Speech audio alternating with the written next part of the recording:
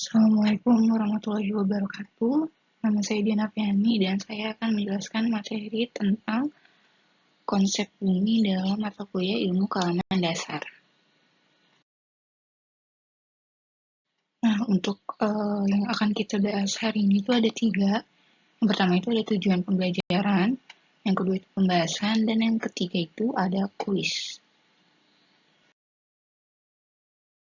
Nah, di sini tujuan pembelajarannya itu ada 5.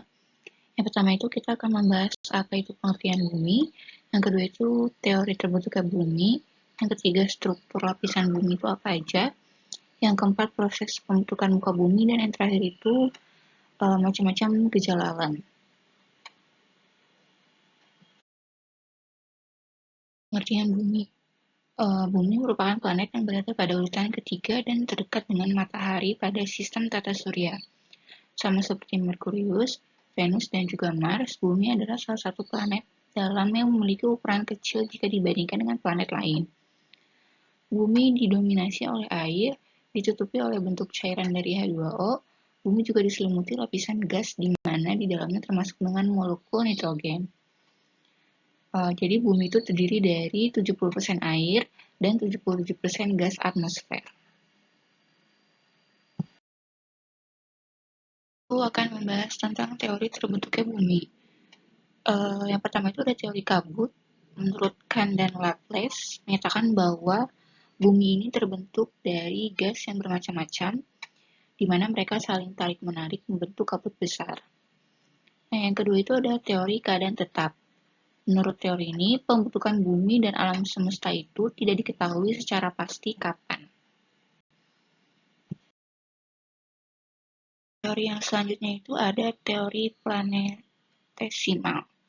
Teori ini tuh berpendapat bahwa terdapat matahari asal, di mana menyebabkan sebuah ledakan besar yang membuat semuanya itu mengembun, membuka, dan memadat. Lalu ada teori pasang surut. Teori ini tuh menyatakan bahwa ada bintang besar yang mendekat, lalu pecah sampai berkeping-keping sehingga membentuk planet-planet.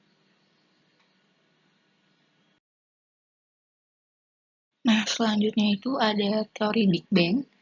Teori yang cukup terkenal yaitu teori ini berasumsi bahwa adanya sebuah massa yang sangat besar dengan massa jenis yang sama besar juga, lalu terjadi reaksi inti kemudian meledak dengan sangat hebat. Nah, selanjutnya itu ada teori nebula. Menurut teori ini, bumi dan alam semesta merupakan awan panas atau debu nebula yang terisi gas helium dan juga nitrogen. Selanjutnya itu ada teori komet Buffon. Teori ini berpendapat bahwa adanya dualistik dan juga katastrofi, yakni bencana besar yang terjadi tiba-tiba dan memiliki dampak yang sangat besar. Lalu ada teori bintang kembar. Di dalam teori ini, galaksi ini berasal dari kombinasi bintang kembar. Salah satu bintang yang meledak sehingga banyak material yang terlempar. Lalu ada juga teori protoplanet. Teori ini tuh berpendapat bahwa di sekitar bintang pusat atau matahari itu terdapat gas yang membentuk gumpalan-gumpalan yang selanjutnya memadat dan membentuk planet-planet. Nah, selanjutnya kita akan membahas tentang struktur lapisan bumi. Struktur lapisan bumi ini terdiri dari 2 berdasarkan struktur fisik dan juga kimia. Nah, yang pertama itu ada kerak bumi. Kerak bumi ini terbagi menjadi 2, yaitu kerak samudra dengan ketebalan 5-10 km dan kerak benua yaitu 20-70 km. Yang kedua itu ada mantel bumi. Mantel bumi terbagi ke dalam 3 bagian, ada litosfer, astenosfer, dan mantel dalam atau mesosfer dengan ketebalan mencapai 2.900 km dan suhunya mencapai 3.700. Lalu ada inti luar, berbentuk cair, terdiri dari besi dan nikel, suhunya itu 3.800 sampai 6.000 derajat Celcius dengan kedalaman 2.800 sampai dengan 5.100 km. Lalu ada inti dalam, yaitu lapisannya padat, terbuat dari besi dan nikel dengan suhu sampai 7.000 derajat Celcius. Selanjutnya kita akan membahas tentang komposisi bumi. Bumi ini terdiri dari 4 komponen utama, yaitu atmosfer, litosfer, hidrosfer, dan biosfer. Yang pertama itu atmosfer merupakan komponen gas, yang kedua itu ada litosfer merupakan komponen padatan, yang ketiga itu ada hidrosfer merupakan komponen air, dan yang ketiga itu merupakan biosfer, itu tempat makhluk hidup. Selanjutnya, kita akan membahas tentang atmosfer. Atmosfer ini tersusun dari 78% nitrogen, 21% oksigen, serta 1%-nya itu berisi karbon dioksida, argon, dan beberapa gas lain, dengan tujuan untuk melindungi, menjaga, dan juga mengatur siklus.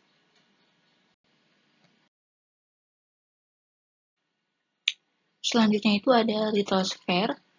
Litosfer ini merupakan lapisan kerak yang paling luar, yang terdiri dari bebatuan, berbentuk lempengan yang jika bergerak itu dapat menimbulkan pergeseran benua.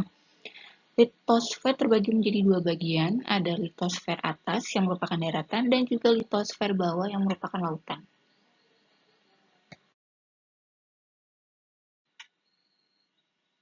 Selanjutnya ada hidrosfer. Hidrosfer ini merupakan lapisan air yang ada di permukaan bumi. Lapisan bumi ini termasuk di dalamnya itu samudra, laut, danau, sungai, air, dan juga uap air.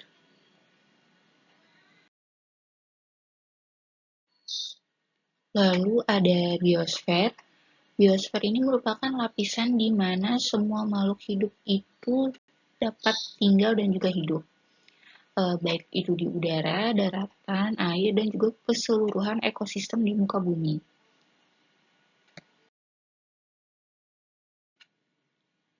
Selanjutnya kita akan membahas tentang proses pembentukan muka bumi, yaitu ada dua proses. Yang pertama proses endogen dan yang kedua itu ada proses eksogen. Proses endogen ini disebabkan oleh adanya energi panas dari mantel dan juga kerak bumi. Lalu kalau proses eksogen itu merupakan tenaga pembentuk muka bumi yang bersifat merombak, memperbaiki, dan juga membangun. Selanjutnya kita akan membahas tentang gejala alam. Gejala alam ini tuh dibagi menjadi dua jenis, yaitu ada biotik dan abiotik. Biotik itu merupakan gejala alam yang mencangkup segala sesuatu yang berupa makhluk hidup seperti manusia, tumbuhan, dan juga hewan. Kalau abiotik itu merupakan komponen lingkungan yang terdiri atas benda mati.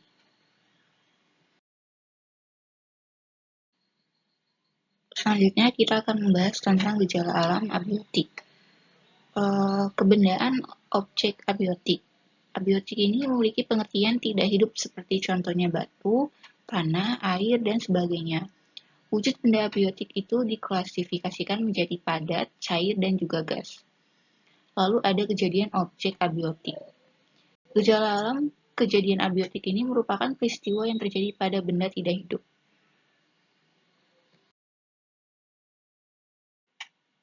Nah, selanjutnya kita akan membahas tentang macam-macam gejala alam. Di sini contohnya itu ada munculnya petir di saat hujan, yang kedua itu ada banjir yang seringkali itu terjadi akibat dari ulah manusia. Yang ketiga itu gempa bumi yang disebabkan oleh pelepasan energi secara tiba-tiba. Yang keempat itu ada erupsi gunung berapi yang bisa menyebabkan gempa bumi dan juga tsunami. Lalu yang terakhir itu adanya tanah longsor.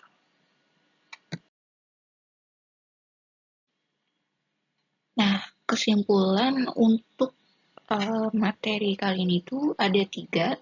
Yang pertama, bumi merupakan planet urutan ketiga dan hanya bumi yang dianggap bisa adanya tuh kehidupan di dalamnya. Yang kedua itu terdapat 9 penjelasan mengenai teori terbentuknya bumi dan juga terdapat 2 proses pembentukan muka bumi. Yang terakhir itu struktur bumi terdiri atas lapisan-lapisan dengan karakteristik yang unik.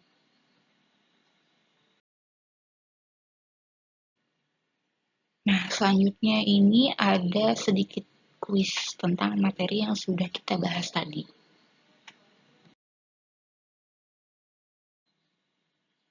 Pertanyaan pertama itu, menurut teori Big Bang, alam semesta itu berawal dari Yang A, gerakan bintang yang memadat dan mengembang.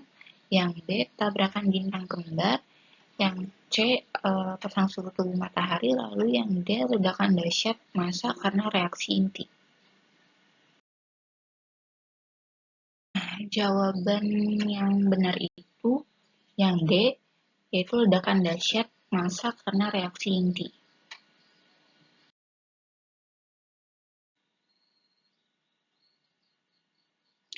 Pertanyaan kedua itu, lapisan yang termasuk dalam lapisan mantel bumi adalah yang A, litosfer, hidrosfer, dan atmosfer. Yang B, litosfer, astenosfer, dan atmosfer. Yang C, litosfer, astenosfer, dan mesosfer. Lalu yang D, litosfer, mesosfer, dan hidrosfer.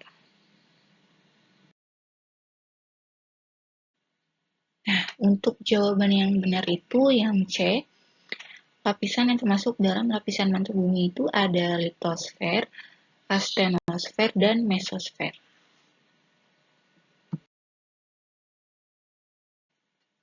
Dan untuk pertanyaan yang terakhir, lapisan bumi yang menjadi tempat berlangsungnya kehidupan makhluk hidup itu disebut dengan A, litosfer, B, biosfer, C, hidrosfer, dan D, atmosfer.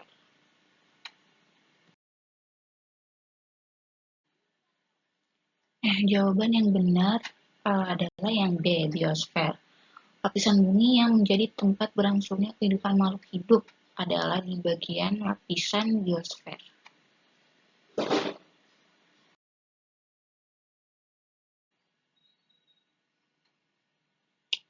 Sekian, terima kasih untuk materi pembahasan kali ini. Kurang lebihnya mohon maaf. Wassalamualaikum warahmatullahi wabarakatuh.